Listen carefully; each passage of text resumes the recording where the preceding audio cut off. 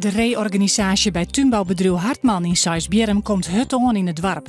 Alle 50 verste medewerkers moeten op een nij solliciteren op haar baan en gaat er in salaris op achteruit. Samen met een heel miljoen besparen worden. Het besluit rekt een soort inwoners omdat Hartman met een paar 100 medewerkers de grootste werkjouwer in Sijsbjerrum is. De 45-jarige Ljouwerter die vertocht werd dat er een stadsgenoot deerstutsen had, beroept hem op neetwaar. Zij waren joe duidelijk bij de rechtszaak. Het incident badde in januari van dit jaar in de Curaçao-stritten. De grote glas in leertruten van de Sint-Martinuskerke in Verwut worden opknapt. Het werk komt heel correct en kost het een soort tijd. De bouwbedrijven hopen het werk klaar te hebben voor de criisdagen.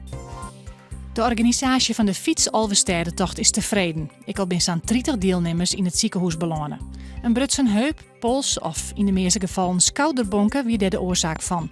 Eén persoon moest reanimeren worden. Joen en vannacht opklarings en het wordt net kouder als 13 of 14 graden. Mooi droeg en een protte zinneskin zo'n 20 of 24 graden.